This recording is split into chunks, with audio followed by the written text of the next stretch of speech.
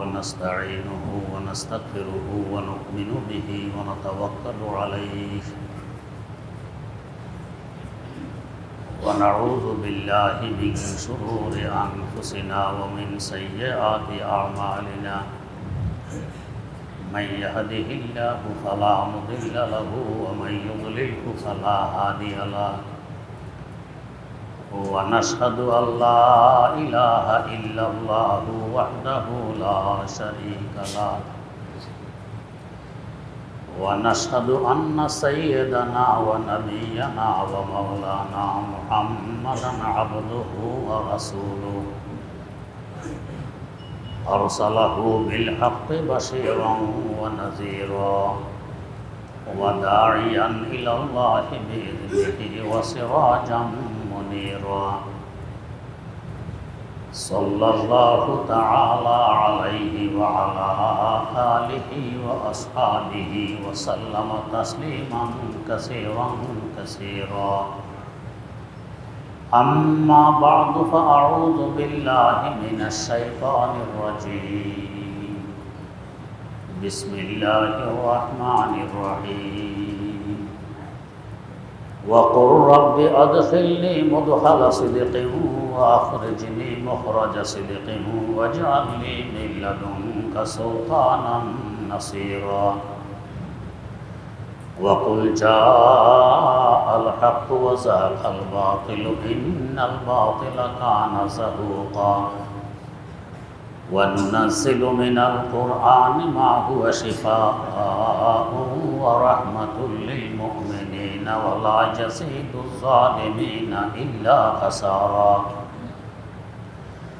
وإذا أنعمنا على الإنسان أعرض ونأى بجانبه وإذا مسه الشر كان يئوسا قل كل يعمل على شاكلته فربكم أعلم بمن هو أهدى سبيلا ويسألونك عن الروح قل الروح من أمر ربي وما أوتيتم من العلم إلا قليلا صدق الله مولانا العظيم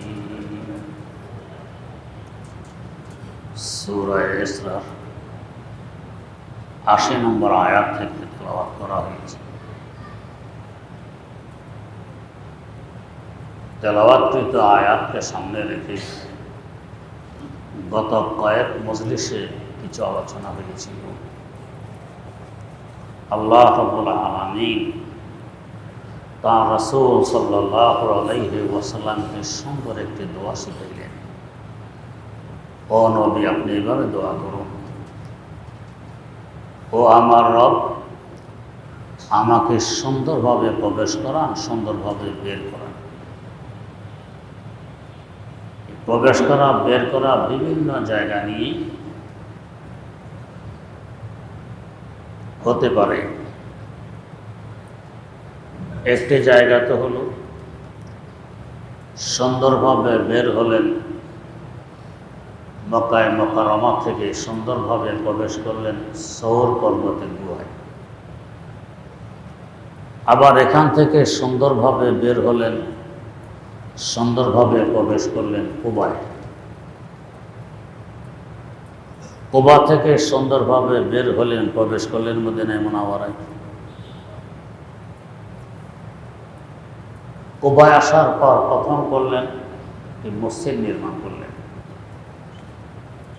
হযরতে সাহাবায়ে কেরাম পাথর আনতেন, হুজুর নিজেও পাথর আনতেন। এমনকি কিতাবে আছে কোন কোন পাথর ওজন বেশি হলে হাতে আনতে না পেরে পেটের সাথে ঠেকাইয়ে নিয়ে আসছেন। ইসলামী দুনিয়ার প্রথম মসজিদ মসজিদে কুবা।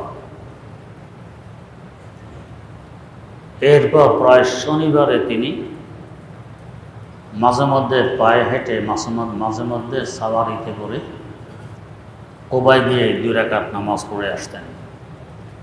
মদিনায়ে মুনাওয়ারা থেকে প্রায় 5 কিলোমিটার দূরে। সেখানে 2 রাকাত নামাজ পড়া আর একটি উমরা করা সমান। উমরার সওয়াব। এরপর সেখান থেকে রওনা করলেন মদিনায় মুনাওয়ারায়। সুন্দরভাবে বের হলেন কুবা থেকে, সাথে সাহাবায়ে কেরামের জমাত। পথিমধ্যে জুমার আদেশ আসে আল্লাহ পাকের পক্ষ থেকে, জুমার নামাজ পড়লেন। ওই জায়গাটি চিহ্নিত করা আছে একটি মসজিদের মাধ্যমে, নাম মসজিদে জুমা। এখানে জুমা শেষ করে রওনা করলেন মদিনা মুনাওয়ারার দিকে। মদিনাবাসীরা তো খুব আগ্রহের সাথে অপেক্ষায় আছেন, দো জাহানের বাদশাহ আমাদের এখানে তাশরীফ আনবেন। ওই দিন হুজুর সওয়ারে পিঠে সওয়ার, উটনের পিঠে মদিনা মুনাওয়ারা প্রবেশ করলেন। চতুর্দিক দিয়ে আনসারীদের জমাত, বর্ষা বল্লম হাতে নিয়ে হুজুর চতুর্পাশে। এমনকি আল্লাহু আকবার ধ্বনিতে তখন মদিনা মুখরিত।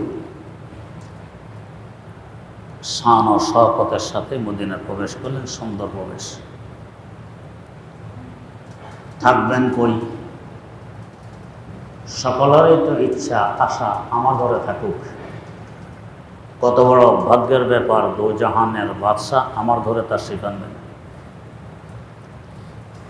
হুজুর বললেন, আমার ওটনি আল্লাহ পাকের পক্ষ থেকে আদিষ্ট, সে যেখানে গিয়ে থামবে ওইখানে আমার থাকা হবে।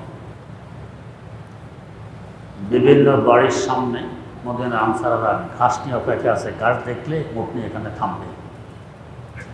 ওটনির থামার নাম নেই, হাঁটতেছে, এত হাঁটতেছে।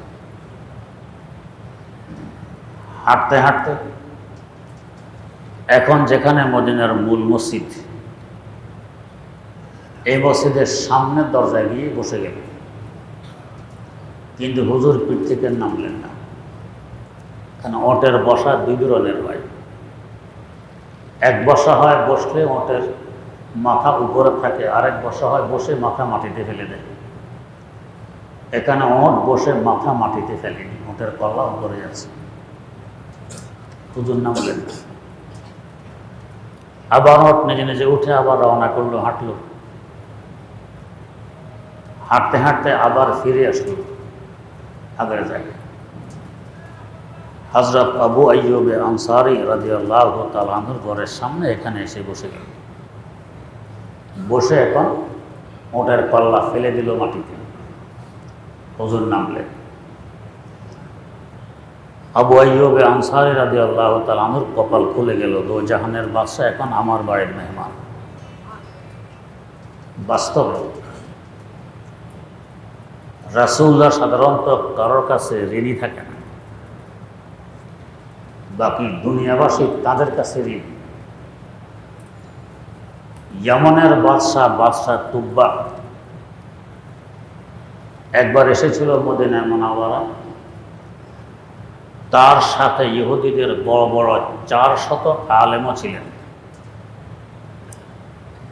মদিনায় আসার পর আলেমরা বললেন বাদশাকে, যে বাদশাহ, এটা তো ওই জমিন যেখানে শেষ জামানার নবী এসে হিজরত করবেন, আমাদেরকে অনুমতি দেওয়া হোক, আমরা এখানে থেকে যাই। নবীর হিজরতের জায়গা কত বরকতময় জায়গা হোক, আমরা এখানে থেকে যাই। বাদশাহ অনুমতি দিয়ে দিলেন তো দিলেন, এই 400 আলেমের জন্য 400 বাড়ি নির্মাণ করে দিলেন, কিছু টাকা পয়সা দিয়ে দিলেন। মদিনার আনসারেরা এই 400 আলেমের আওলাদ পর্যন্ত। এবং বাদশাহ আরেকটি বাড়ি নির্মাণ করলেন। এই কথা বলে, যখন শেষ জামানার নবী হিজরত করে এখানে আসবেন থাকার জন্য এই বাড়িটি আমি নির্মাণ করে গেলাম। একটি চিঠিও লিখে গেলেন বাদশাহ, সাথে তার সিল মোহর দিয়া। ওই 400 আলেমের একজনের দায়িত্ব দিয়ে গেলেন, যে চিঠি তোমার কাছে আমানত। যদি তোমার জীবদ্দশায় নবী এখানে হিজরত করেন, আমার সালাম বলবে এবং আমি তাকে বিশ্বাস করি। এই চিঠি তার খেদমতে পেশ করবে। ওনার হায়াতে কুলাইনি, উনি ওনার ছেলের কাছে চিঠি আমানত দিয়ে গেছেন, তার হায়াতে কুলায়নি, তিনি তার ছেলের কাছে। এভাবে 300 বছর অতিবাহিত হয়, একে একে একে ছেলের কাছে দিয়ে যায় 300 বছর। 300 বছর পর রাসূল আকরাম সাল্লাল্লাহু আলাইহি ওয়াসাল্লাম হিজরত করে মদিনায় তাশরিফ আনেন। তো যে বাড়ির সামনে হুজুরের মূর্তি বসে মাথা ফেলে দিল মাটিতে, এটাই ওই বাড়ি যে 300 বছর আগে বাদশাহ তুব্বা হুজুরের জন্য নির্মাণ করে গেছেন। ওই বাড়িতে হুজুর থাকলেন। এটা গোয়াকে নিজের বাড়ি, অন্য কারো বাড়িতে থাকলেন না। আবু আইয়ুব আনসারী রাদিয়াল্লাহু আনহু ছিলেন ওটার পাহারাদার মতো। বাড়ি ছিল দোতলা। তখনকার সময় নিচের তলার ছাদ, উপরের তলার তলা, এটা মাটি হইত। বিভিন্ন কাঠকুট দিয়ে উপরে মাটি দিয়ে এটাই হতো ছাদ। হযরত আবু আইয়ুব আনসারী রাদিয়াল্লাহু আনহু বলেন, হুজুর আপনি দোতলায় থাকবেন, আমরা থাকবো নিচতলায়। কারণ নবী নিচে থাকবে, আমি উপরে থাকবো, এটা তো নবীর শান করেই বলছি। নবী উপরে থাকবেন। হুজুর দেখলেন আমার সাথে তো দলে দলে মানুষ সাক্ষাৎ করতে আসে এবং আসবে, আমি দোতলা থাকি, আবু আইয়ুবের পরিবাররা কষ্ট হবে, মানুষগুলোরও কষ্ট হবে। তাই না, তোমরাই দোতলা থাকো, আমি নিচতলায় থাকি। হুজুর নিচতলা রইলেন। আল্লাহ পাকের মর্জি, একদিন হযরত আবু আইয়ুব আনসারী রাদিয়াল্লাহু তাআলা আনহুর উপরের তলা পানির মাঠটা ভেঙে যায়, পানি পড়ে গেছে, মাটির ছাদ, এখন তো পানি পড়বে নিচে। আমাদের কাছে একটা মাত্র ল্যাপ আছে, এইটা দিয়ে পানি চষার চেষ্টা করছেন, আর কোনো কাপড় নেই, পুরা পানি চষা যায়নি, যে পানির ফোঁটা নিচে পড়ে গেছে। ওনারা তো অস্থির, বেয়াদবি হবে। এরপর বলে, হুজুর আপনি উপরেই থাকুন, আমরা নিচে থাকি। তারপর হুজুর উপর গেলেন, আবু আইয়ুব আনসারী রাদিয়াল্লাহু আনহু নিচেই থাকলেন, নিচেই থাকলেন। এই মদিনায় প্রবেশ করলেন কত শান শওকতের সাথে। যারা আগে মদিনার মুশরিক ছিল, এরা প্রায় সকলে ইসলাম গ্রহণ করল। হ্যাঁ, বাকি ইহুদিদের মধ্যে অনেকে ইসলাম গ্রহণ করলো, অনেকে করলো না। কেন? এটাকে বলে কুফরে এনাদ। জানে বোঝে ইনি হক, উনি সত্য, তারপরেও মানব না। না মানার জন্য না মানা, অন্য কোনো কারণ নেই। আর একবার তাকে মানলে মানুষ সবাই তাকে মানতেছে, লিডারই তার হাতে চলে যাবে, আমার কাছে লিডারই থাকবে। লিডারের ভয়, নেতৃত্বের ভয়, এটা মারাত্মক। এটা ত্যাগ করা সকলে পারে না। আবু জাহালে মলউন একথা বুঝলো যে ভাতিজা মুহাম্মদ হক এবং সত্য, না হয় আশ্চর্য হবেন। এরা দেখে যে কোরআনের তেলাওয়াত একটা জাদুময় তেলাওয়াত, এটা যে শোনে সে আকর্ষিত হয়। তা আইন করেছে মক্কায় মুকাররমায় আবু জাহাল সহকারে কেউ মুহাম্মদের জবান থেকে তেলাওয়াত শুনতে পারবে না, নিষিদ্ধ। আর হুজুর রাত্রে তার ঘরে তেলাওয়াত করতেন একটু আওয়াজ দিয়ে। কিন্তু এই মধুর তেলাওয়াত যার উপরে নাজিল হয়েছে, তার জবানে কেমন মধুর হবে, কেমন আকর্ষণীয় হবে। আবু জাহাল থাকতে পারে না ঘরে তেলাওয়াত শোনা ছাড়া। মনে করছে রাতের অন্ধকার, চুপে চাপে গিয়ে শুনিয়ে আসি, কেউ তো দেখবে না। রাজার পুকুর গড়ার নেই। রাজা পুকুর খনন করে ঘোষণা দিল, পুকুর ভরতে হবে দুধ দিয়ে, এ পানি দিয়ে না। যে যা পারো এখানে এসে দুধ ঢালো, এতে করে পুকুর ভরবে। এক ব্যক্তি ভাবলো সবাই তো দিবে দুধ, আমি যদি এক লোটা পানি দিই তো পাওয়া যাবে না, দুধই মনে করবো, তো আমি পানি দিয়ে আসি। সবার বাবা একটাই। শেষমে দেখে যে পুরো পুকুর ভর্তি পানি দ্বারা দুধ কেউ দেয়নি। সবাই ভাবে আমার এক লোটা পানি, বাকিটা সবাই দুধই দিল, সবাই বানিয়ে দিল, দুধ আর কেউ। আবু জাহাল ভাবতেছে আমি শুনে আসি, কেউ টের পাবে না। শুনে টনে ফেরার পর দেখে আবুল আহাবও আছে, পদ্মা সাহেবাও আছে, এরাও শুনতে গেছে। ধরা পড়ে গেছে। এভাবে এই খবরদার, আমরা আইন করেছি, কোরআন শোনা নিষেধ, আমরা যদি শুনি, সাধারণ পাবলিক যখন শুনবে আমাদের এই অবস্থা, ইজ্জত থাকবে। ঠিক আছে, কালকে থেকে আশা নেই। আবু জাহাল ভাবে আমি চুপে চুপে গিয়ে শুনে আসি, অন্যরা তো আর জানবে না। সবাই এ ভাবা ফিরার পথে আবার সাক্ষাৎ হয়ে যাবে যে আসে। নিজেরা আইন করে নিজেরা ভঙ্গ করে, কারণ মানা তো সম্ভব নয়। জাহানের বাদশার জবানি তেলাওয়াত কত মধুর হবে। আল্লাহ, এত কিছু বুঝার পরেও আবু জাহাল হুজুরকে মারল না কেন? বুল হাকাম না মাসবুদ বো জাহালে শোধ, হায় বসা আহলাজ হাসাদ না আহলে শোধ, হায় বসা আহলাজ হাসাদ না আহলে শোধ। একসময় উপাধি ছিল আবুল হাকাম, জ্ঞানের বাপ। জ্ঞান নির্ণয়, জ্ঞানের বাপ। যেমন জ্ঞান থাকলে উপাধি দিতে পারে, কিন্তু এখন উপাধি কি? আবু জাহাল, মূর্খতার বাপ। মূর্খের বাপ না, মূর্খতার বাপ। কি ছিল, কি হইল, কেন? হিংসা, লিডারি তার হাতে চলে যাবে, এটা তো মানা যায়। বলা হাকাম না মাসবুদ বো জাহালে শোধ, হায় বসা আহলাজ হাসাদ না আহলে শোধ। আর জগৎবাসী তাকে লানত দেয়। আবু জাহাল মূর্খতার বাপ বললে চিনি, আবুল হাকাম বললে কেউ চিনবে না। নাম হলো আমর, এটা বললেও কেউ চিনবে। হিংসা। ইহুদের কিছু শিক্ষিতরা হিংসার কারণে গ্রহণ করতে পারল না, বুঝে হক এবং সত্য। পরীক্ষাও বহু করেছে, সব পরীক্ষা হুজুর পাশ করেছেন, তারপরও কিসমতে জুটল। আর এদিকে হযরত সালমান ফারসি রাদিয়াল্লাহু আনহু, রামা হারমুজ ওনার বাড়ি ইরানে, আগুনের পূজারী। আব্বা ব্যবসা করতেন, মাঝে মধ্যে তিনিও আব্বার সহযোগিতা করতেন। এত আদর করতেন, ভালোবাসতেন এই সন্তানকে, একা একা কোথাও যেতে দিতেন না, সবসময় কাছে কাছে রাখতেন। একদিন ঘটনাক্রমে একা যেতে দিয়েছেন, বললেন তাড়াতাড়ি চলে আসবে, কারোর সাথে কোনো সাক্ষাৎ যাতে না হয়।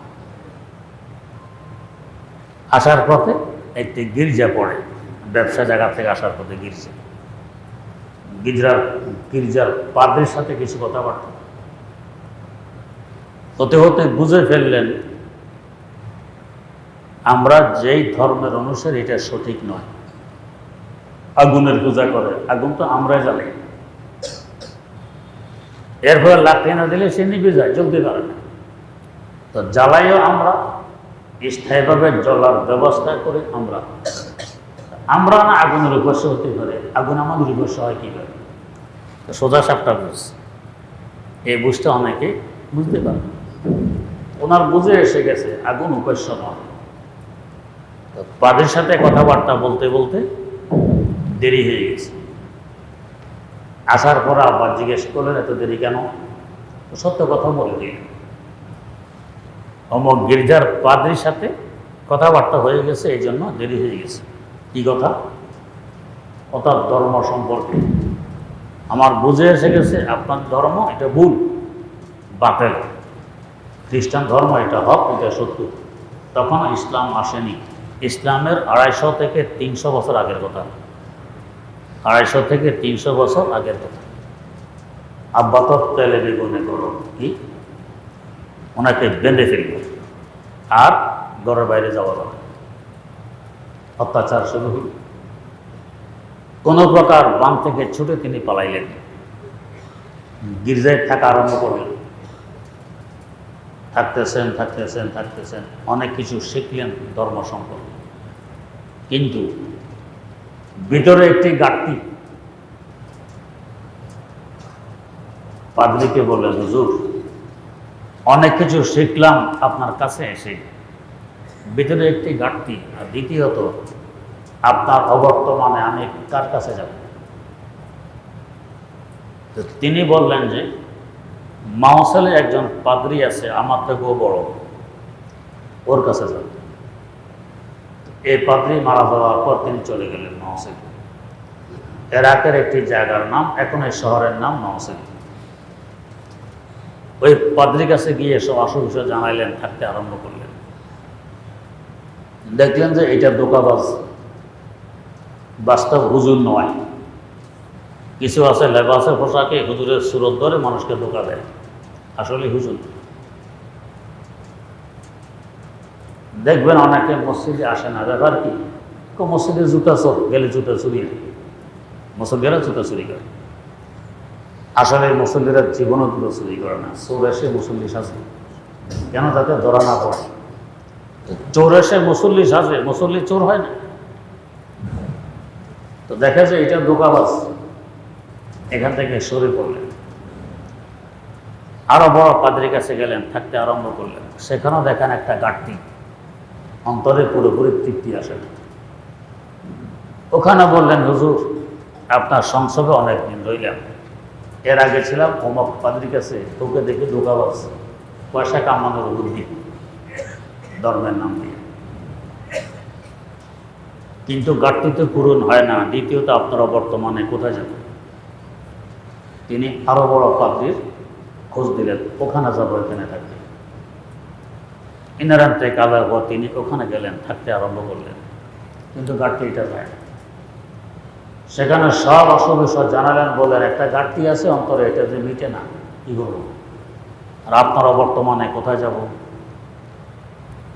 এনে সত্য তথ্য দিয়ে দিলেন, তোমার এই ঘাটতি পূরণের একটা মাত্র ব্যবস্থা আছে, আর কোনো ব্যবস্থা নেই। সেটা কি? শেষ জমানার নবী, শেষ জমানার নবীর মাধ্যমে তোমার এই ঘাটতি পূরণ হবে, এর আগে হবে না। আমারও বর্তমানে তুমি চলে যাবে ইয়াসরিব, মদিনার আগের নাম ইয়াসরিব, সেখানে যাবে। শেষ জমানার নবী হিজরত করে সেখানে আসবেন, তার হাতে ইসলাম গ্রহণ করবে, ওই ঘাটতি পূরণ। হযরত সালমান রওনা হয়ে গেলেন। পথের মধ্যে দস্যুরা ধরে গোলাম বলে বিক্রি করে দেয়, এখন তিনি গোলাম। একসময় থাকতেন গির্জার মধ্যে পাদ্রীদের হুকুমে, তখন পুরা খ্রিস্টান বিশ্ব ওঠে আর বসে। এক সময় তাদের কথা ছিল হরফে আখের, এটা মানা অপরিহার্য। তো কি শান শপথে তিনি জীবন কাটাচ্ছিলেন, এখন গোলামের জিন্দিগি। কেন? ঘাটতি পূরণ করবেন, শেষ জমান নবীর সাক্ষাৎ। এই বিক্রি হতে হতে হতে হতে মদিনায় এসে পৌঁছেন। আল্লাহ পাকের কুদরতের কাজ। এখানে ইহুদির গোলাম। পুনরাবৃত্তি আছে তিনি ঈসা আলাইহিস সালামকে পেয়েছেন, বয়স এত বেশি, কিন্তু সহি কথা অনেকে পাননি। তবে বয়স প্রায় 300 বছর হয়ে গেছে, 300 বছর বয়স। তিনি বলেন যে আমি আমার মনিবের খেজুর গাছে উঠেছিলাম খেজুরের পরিচর্যা করতে। এটা আমি এক ব্যক্তি চিৎকার দিয়ে বলতে যে শেষ জমানার নবী হিজরত করে এসেছেন মদিনায়। আমি যেন পড়েই যাব গাছের আগা থেকে, এই অবস্থা। তাড়াতাড়ি নেমে আসলাম। মালিক ছিল গোড়ায়, এমন করতেছে কেন? সংবাদ পান নাই শেষ জমান নবী এসেছে, তো আমাকে এক থাপ্পড় লাগাই ইহুদ। যাই হোক, থাপ্পড় তুপ্পড় খেয়ে অপেক্ষায় তো আছে। আসার সময় সাদাকার কিছু খেজুর হাতে করে হুজুরের দরবারে উপস্থিত হইলেন। ওই বললাম যে এগুলো সাদাকার খেজুর আপনার জন্য এনেছি। বললেন কি? নবীরা সাদাকা গ্রহণ করে না, নবীদের জন্য এটা হালাল নয়, অন্যদেরকে দিয়ে দাও, এটা আমি নিতে পারবো। প্রথম পরীক্ষা নবী পাস করলেন। আগামীকাল আবার আসলেন, সাথে কিছু খেজুর হাদিয়া। হুজুর কিছু খেজুর এনেছি হাদিয়া। হাদিয়া গ্রহণ করা তো আমাদের জন্য সুন্নত। হুজুর গ্রহণ করলেন, নিজেও খেলেন, সামনে যারা আছে তাদেরকেও খাওয়াইলেন। এই পরীক্ষাও পাশ করলেন। এরপরে কৌশলে মোহরা নবুয়ত দেখতে চাইলেন, দুই কাঁধের মধ্যখানে। এটা হুজুর দেখাইলেন, 3 পরীক্ষা পাশ করলেন। এবার ইসলাম গ্রহণ করে ফেললেন, আর পরীক্ষার দরকার নেই, ইনি শেষ জমানার নবী। মালিক শুনতে পেয়ে তো তেলে বেগুনে গরম। হুজুর পরামর্শ দিলেন, তোমার মালিককে বলো যাতে তোমাকে মুক্ত করে দেয়, আজাদ করে দেয়। সালমান ফার্সি প্রস্তাব দিলেন মালিকের কাছে, আমাকে আজাদ করে দেন। এমনি দেব না, দুইটা শর্ত যদি মানতে পারো তবে। কী শর্ত?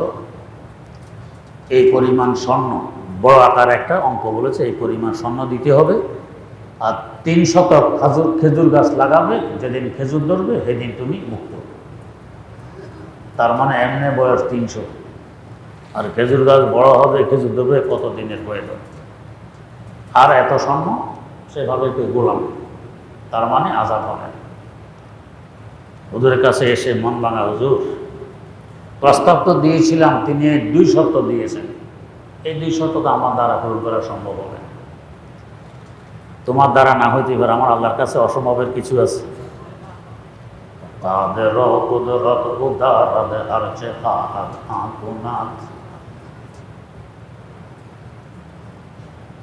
কাদের কুদরত উদার हर जगह आकुना मुर्दरा हो जाओ बख्श जिंदा पाने जाकुना मुर्दरा हो जाओ बख्शद जिंदा पाने जाकुना। হুজুর সাহাবা কেরামকে বললেন, তোমরা খেজুরের চারার ব্যবস্থা করো, 300 চারা লাগবে। সাহাবা কেরাম 300 চারার ব্যবস্থা করলেন। হুজুর নিজ হাতে 299টি চারা লাগাইলেন। চারা লাগানো হয়ে গেছে। একদিন সালমানকে ডেকে হাতে একটা পোটলা দিলে, পোটলা নাও, তোমার মনিবকে নিয়ে দিয়ে আসো। হযরত সালমান মনিবের কাছে পোটলা নিয়ে সামনে রাখলেন, বলেন, দেন আপনার সন্দেশ শর্ত।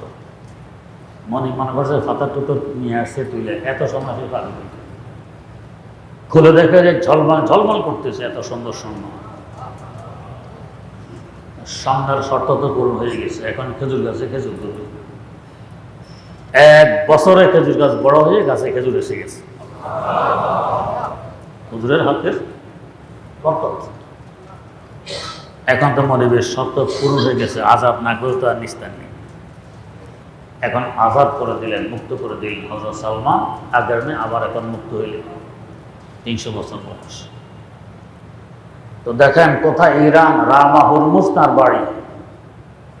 সেখান থেকে এত কষ্ট, এত ত্যাগ, এত কোরবানি, এত তিতিক্ষা স্বীকার করে এসে ইসলাম পেয়ে গেছেন।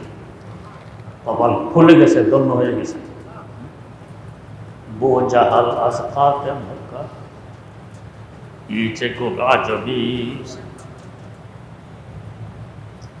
সাল বেলাল আজ হাবশ সালমান যে ফারেস সাহেব আজ রোম বো জাহাল আজ খাকে মক্কা ইচে গো গাজবি। রোম থেকে এসে হযরত সোহেব রুমি ইসলাম গ্রহণ করে ধন্য হতে পারলেন। ইরান থেকে এসে সালমান ফার্সি ইসলাম গ্রহণ করে ধন্য হতে পারলেন। ইথিওপিয়া থেকে হযরত বেলাল এসে ইসলাম গ্রহণ করে ধন্য হতে পারলেন। কিন্তু হুজুরের ঘরের দুয়ারে বসবাস করে আবু জাহাল মলরুম কপাল পড়া গেছে, দৌলতে ইমান তার নসিব হয়নি। কেন? লিডারের কাজ। লিডার হব আমি, আরেকজন লিডার হবে কেন? বসা আহলাজ হাসাদ না আহালে শো, মারাত্মক কোনো একটি বেদি, একটি রোগ, নেতৃত্ব হবে আমার হাতে, লিডারিং করবো আমি, আর কে করতে পারবো? বড় একটা রোগ, আত্মার রোগ। এ রোগের চিকিৎসা না হলে এরা অশান্তির আগুনে জ্বলে। আরেকজন লিডার হয়ে গেলে মানতে পারে না, অশান্তির আগুনে জ্বলে। তো আমি মানতে পারলাম না, তো তুমি না মানলে কার কি আসে যায়? লিডারটা হয়ে গেছে আরেকজন। আল্লাহ তো রাসূল আকরাম সাল্লাল্লাহু আলাইহি ওয়াসাল্লাম বড় শান ও শওকতের সাথে মদিনা মুনাওয়ারা প্রবেশ করলেন। সেখানে থাকলেন দীর্ঘ 10 বছর। এখান থেকেই ইসলামের দাওয়াত পাঠাইলেন জায়গায় জায়গায়। হুজুরের জীবদ্দশায় 16 লক্ষ সাহাবায়ে কেরাম একসাথে হজ করলেন আরাফার ময়দানে গিয়ে। সেখানে ঐতিহাসিক বিদায় হজের ভাষণ দিলেন। আজ